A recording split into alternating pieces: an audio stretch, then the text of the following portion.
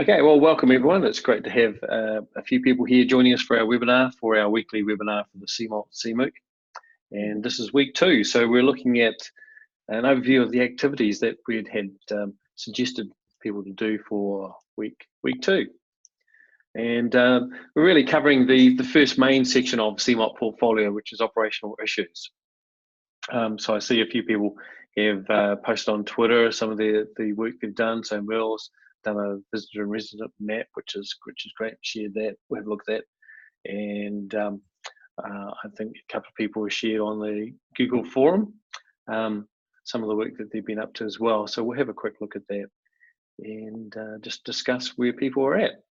So today we have on my screen, we've got Stephanie all the way from Palmerston North. So great to have you, Stephanie. We've got Kavita all the way Hello. from Australia. Hello. Cool, good to see you. And then we've got Lisa all the way from across the office from me. You must be on the telephone because she just muted herself. Oh, there she goes.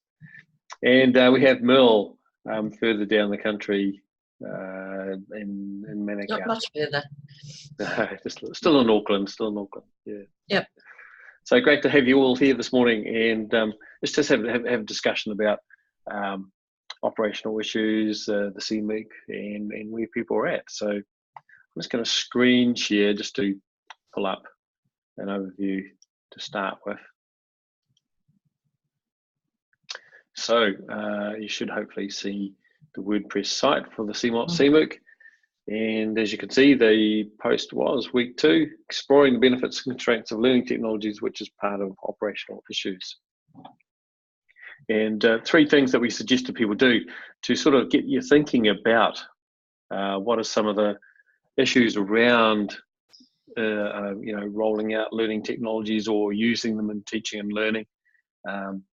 So one thing we suggested was perhaps to create a blog post or a video cast, podcast, whatever you'd like to do, and discuss some of the constraints and benefits around the use of learning technologies.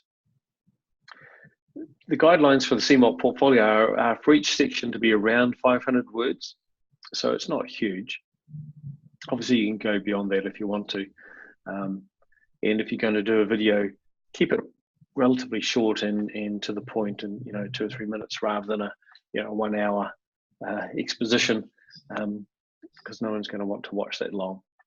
And if you do put a video in, I suggest you maybe do a little bit of a summary as well in text as part of the post, just to summarize what you're covering in your video and the key points, just so you make it easier for the reviewers of your portfolio. As far as video goes, we've suggested you could use a few different formats. I mean, you could use any format really, but anything that's linkable or embeddable on the web. Of course, YouTube, Vimeo, Instagram. On iOS, I really like a little app called Clips, which lets you put some very simple speech to text and also some really nice little filters on. And you can use those tools to create a little video if you like. We also suggested looking at doing a digital literacy mapping exercise, and this is a visitor resident map. And I'll just open that up, another link. So this is an idea that came from David White in the UK, and it was kind of in response to the idea of digital immigrants and digital natives, which I think was a bit of a red herring, that young people these days know everything about technology and they run rings around us old people who tend to be their lecturers. Which is not the case. I mean, we've surveyed all the students we've worked with on all the different projects, and basically all they really engage with is Facebook, Instagram, Snapchat, and in a social way. They don't use it in an educational way or in a professional way because they're students, they're not professionals. So as far as their digital literacy skills go, they're very limited in actual fact. So as soon as you start introducing learning technology outside of that spectrum, which could be even as simple as getting them to create and upload a YouTube video, or to start engaging with Twitter and creating a professional network or create an e-portfolio, then they're actually beyond their prior knowledge. The key thing we find with younger people is that they're not, they don't tend to be scared of technology as such. It's not always the case, but they tend to be at least willing to engage with new ideas. Whereas perhaps older people are a little bit more set in their ways. So the idea of the visitor's residence was really about, well, it's actually where you are involved, where you're engaged, what you do, that really defines your digital literacy, not your age. It's not dependent on age. So the idea was that you can be really heavily involved in different technologies, particularly in teaching and learning, and those are the tools that you're a resident in. You're involved in those daily. You're using them, you're employing them, you're critically evaluating them. Then the tools that perhaps you only dip in and out of, or maybe hardly ever use, you're a visitor. You're a visitor in that space. And then it's also how do you use those? And so that's the other axis on the graph, which is your professional use, or your social use, or institutional and social use.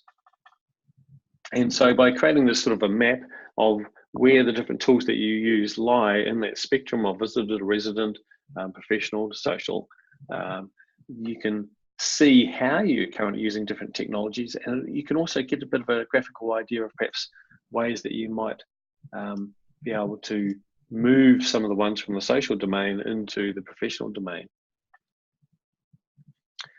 So we've got a few examples here as well. And Merle did tweet hers, which was great. Here's quite a nice one that was done a couple of years ago. It just looks quite nice, obviously by a person into graphics design. But everyone's is going to look different because it's about your use of technology. But I think it's just a really nice way of getting a visual representation of where you're currently at. And as you can see on this one, Paul decided to put some arrows to indicate where he thought he could actually change some of his current practice, and perhaps say, for example, start using WordPress as a professional portfolio rather than he just sort of used it more occasionally and it only just kind of set it up.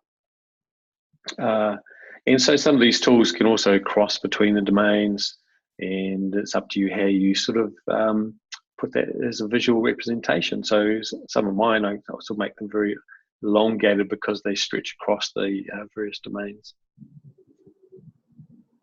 So Merle, do you want to tell us about your map? It's there. I'm going to find it, and because you did post it, and I think I'll put a link to it, and then perhaps you could just talk us through it. My biggest problem was that I'm active in too many areas. There were actually a couple I missed off there altogether because I ran out of room. But yeah, it was pretty. There it is. It was pretty hard case. Yeah, I actually had to move the arrows, move the quarters as well, because I use so much at work with my students, because I'm in quite a good position where I can play with all sorts of apps and tools and take part in, a lot of times when you are on a site, for example, what's a good example? Haiku Deck, for example. If you create Haiku Decks and you want a free account, then everything is public and everything is held on Haiku Deck. And I've actually connected with quite a few people because they've used my Haiku Decks. And it's the same with other things like, well, Flickr. A lot of people have connected with me about my Flickr account that I used with teaching Te Tiriti o Waitangi. And it's just, I make connections all over the place through these things. I also teach e-learning. So, one of the things I do is appreciation of e-learning tools. So there's no point trying to say, well, look, this can work with students unless you've actually tried it and used it and are familiar with it. And I teach facilitating online communities. So unless I'm part of all these communities, I can't say to other people, well, you can really benefit from joining communities. I need to have experienced that myself. So I'm kind of all over the place, as you can see. Some of them I use for both my personal and for work, but that's limited. As you can see, Twitter I've put in the visitor area. I am a very reluctant tweeter. But So yeah, why is that, Mel, when you engage with so many other I don't tools? know. I just have this, yeah. I suppose it's because I've seen the way my kids use Twitter, and so much dribble comes through, really. I'm sorry. I use, the biggest advantage of using Twitter I found is when I'm at a conference and there's a stream I want to attend, to keep up with the other stream that I can't be at. I love Twitter. But apart from that, nah. So, and I think that's the good thing about doing this sort of map, is that it's very much a reflection of your use. Yeah, and, yeah. Everyone uses the tools differently. So. And there's things like Flickr, which I've had to put in both, because apart from my own Second Life Flickr channels, Flickr sites, I've got all the work ones. So I had one for, I used to do one for graduation each year when I was in foundation. I've got, as I said, Te Tiriti o Waitangi. Facebook, I've got all my classes on Facebook. I do have people who are reluctant users of Facebook, so I've introduced them to MeWe, which is actually a really good site if you've moved out of Google Groups. Yeah, if you can get over the name, yeah. Yeah, and I've been playing with Mastodon because it's kind of like Twitter, but I think it has a potential to be better, but I'm not sure. I'll try anything rather than Twitter, but I have to use it, so I use it. But yeah, that's kind of me. I'm all over the show. Wiki Educator, I've got heaps of stuff on Wiki Educator.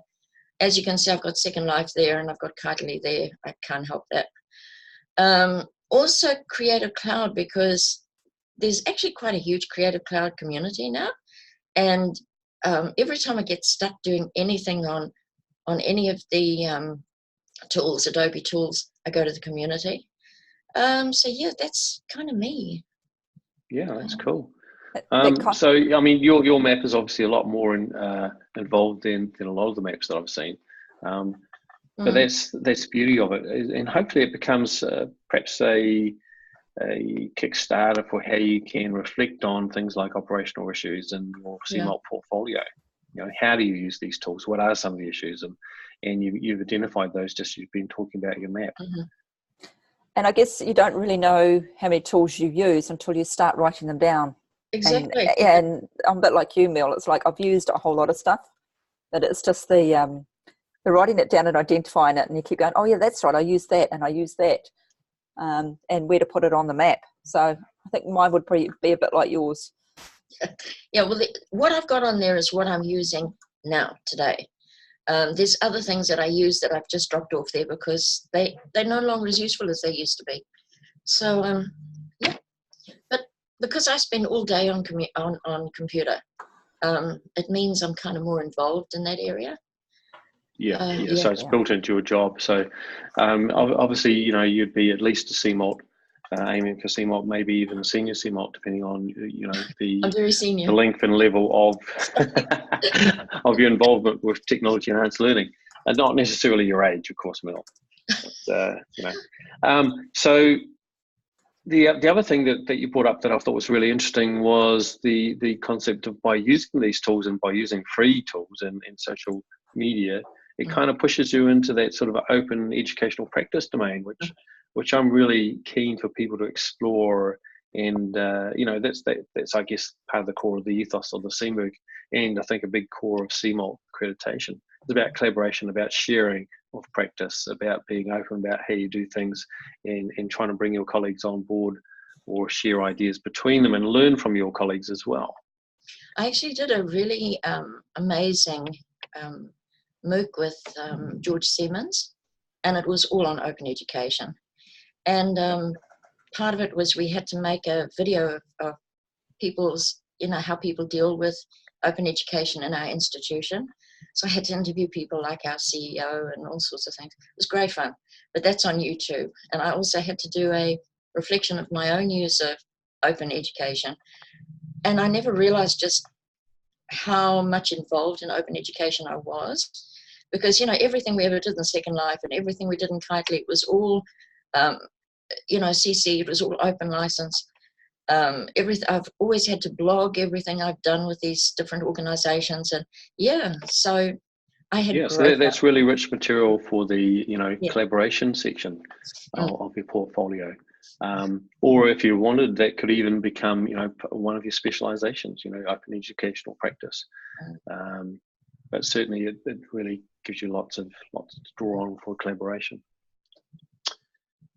So thank you, Merle, and hopefully maybe some other people will share their maps once they've Can I just ask you one thing? My problem at the moment is that, like, I can't even put in a CMALT portfolio unless I can get help with the funding.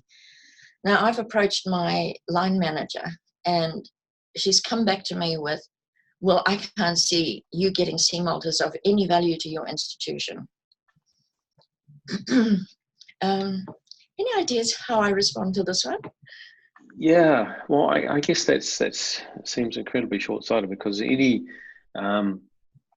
most institutions are interested in being able to prove that they have educators on board that you know, are basically accredited as sound educators. So I guess particularly in universities, people are hired on their research capability, their knowledge in a certain domain, and they're not first and foremost hired on their ability to teach.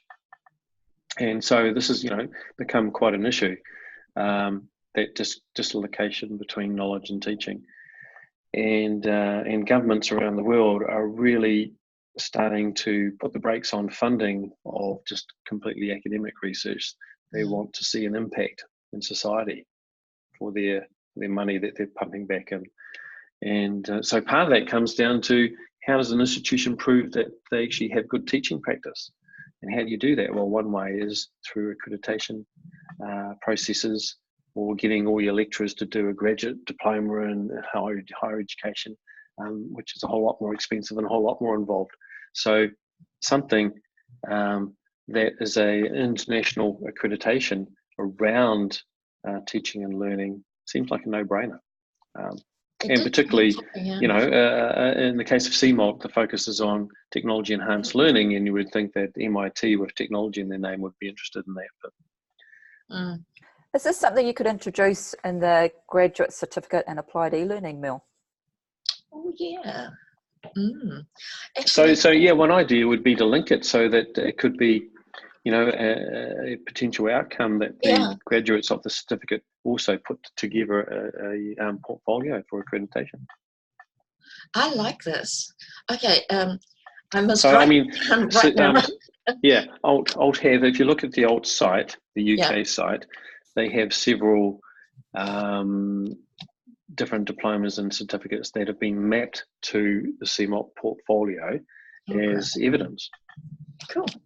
So there's a blended learning course, and once you've done that, that effectively, you know, fulfills your CMALT portfolio as well.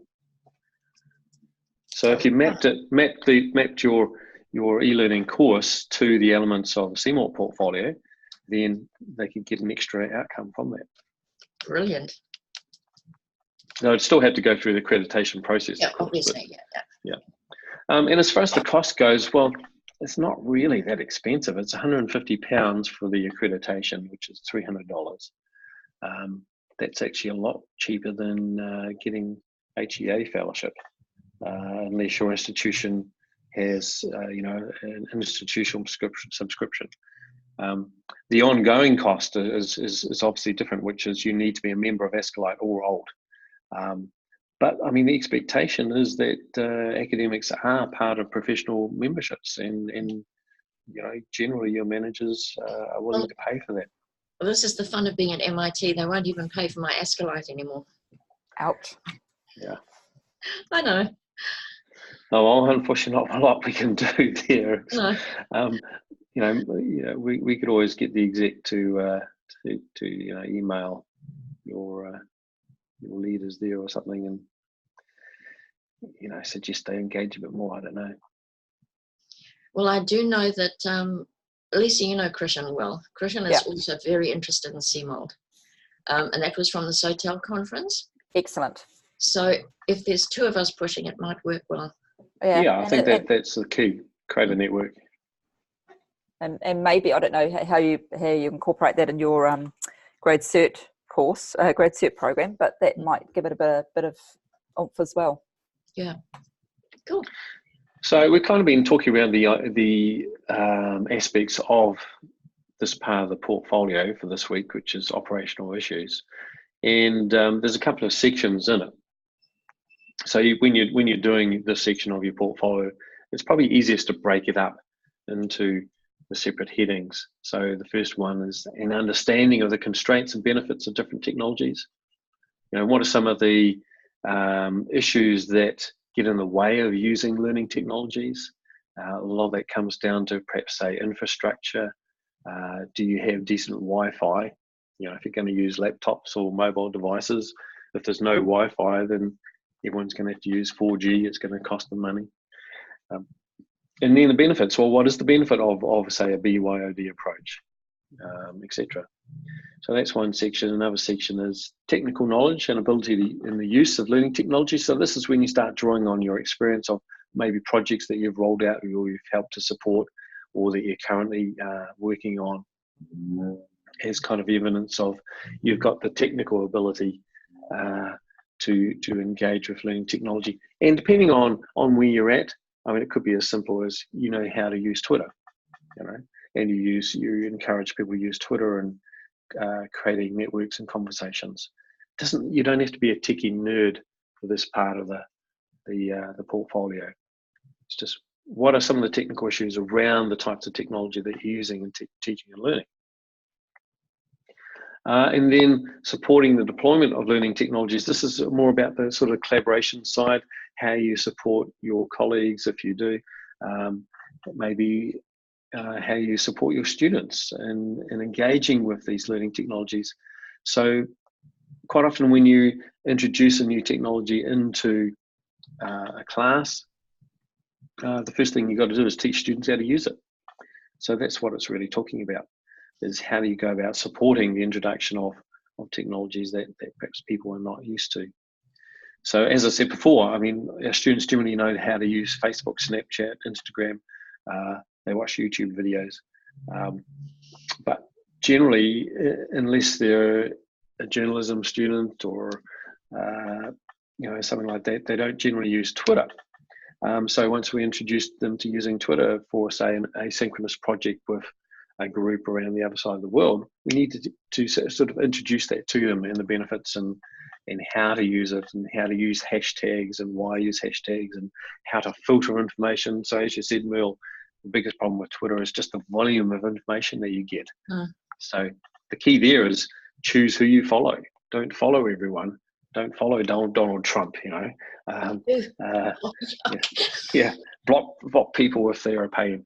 And then start using hashtags to filter information. So instead of following specific people, then you search for agreed keyword, which is a hashtag. So then you don't have to follow people's social tweets as well, because you're not following them as an account. You're just following a hashtag which filters that information. So those sorts of things into how do you support the deployment of learning technologies. This is actually a really good section, because I've got ethics approval, and I've started on a research project because a whole group of my students are what I would call a digital phobe. So I work with the tradies, trying to get them into fully online courses. And I'm trying to work with them to see what is the best for them, what helps them the most. And it's very, very interesting, because some of these guys don't even use email. Some of them don't even they've never been on Facebook. So to get them to do a fully online course, which they have to do as part of their job, their contract, it's a challenge. And I think you can start where they're at, because both my sons are tradies, and what they do these days is they use their smartphones. They use the camera on their smartphones to record their work and to prove that they've done the work or take before and after photos. Mm-hmm. And then you've got directly the idea from that was, how do you put those photos, say, into a portfolio, and how do you share that? So then you can start introducing an e-portfolio, and what you're doing is augmenting their current practice, and then you can start pushing them beyond that. Mm-hmm. Good stuff. So it just got sharing there the CMOOC map, global Google map, and you can see it's kind of growing. The latest person is where they joined from Perth by the looks of it, at least put themselves on the map. And we've got a couple of recent people from the UK, and of course Kavita there. So Kavita, whereabouts are you on the map? You're Brunswick. There we go. Right on the tram line. So you must be quite close to the Brunswick campus, eh? Or did you just put the link to the campus there?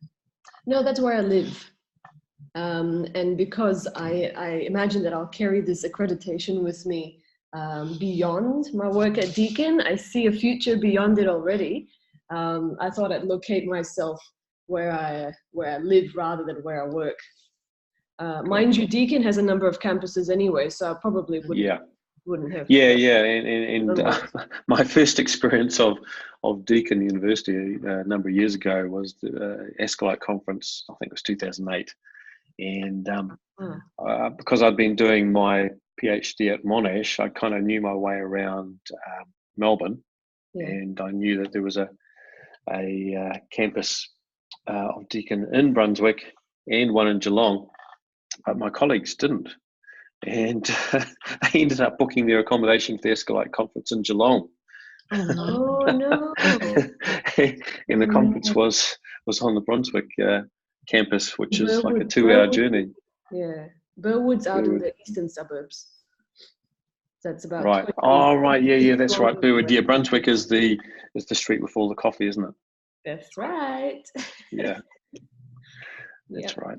And trams and cyclists now. Cyclists with holding cups of coffee, cycling next to trams. That's pretty much what it looks like now. Okay. Yeah, it's been a number of years since I've been there, but yeah, I've been down Brunswick, and we've tried out several of the coffee places there. Awesome. So one of the tips I learned was that when I'm asking for in New Zealand, I'll ask for a double shot flat white. In Australia, you have to ask for a strong. Yes. So that's what they call a double shot. Double shot. Okay. Well, you guys started it, so you know what that. Okay. Well, I think we're kind of at the end of our session for today. But are there any questions or anything people would like to add to what we've discussed? I've just put a couple of links into the chat area. One is the SOTEL conference next year in February in Auckland, and the other one is a website that I've been following called toptoolsforlearning.com. So that might help you with looking at your mat and finding tools that you may have used that you've probably forgotten about. Cool. So perhaps you could post that into the forum as well. Those links. Thanks, Lisa. So the SOTEL site is just sotel.nz, sotel.nz for our symposium for next year in February here in Auckland. So if you want to come and get a real coffee, Kavita, come to our February symposium. That's the plan. Great. Okay, well, I'm going to stop screen sharing and stop recording, and that'll be the end of our webinar for week 2. And thank you everyone for joining us. Thank you, Stephanie, Merle, Kavita, and Lisa. Thank you. See you next time. See you all. See you next week. Talk to you soon. Yeah, bye. Okay.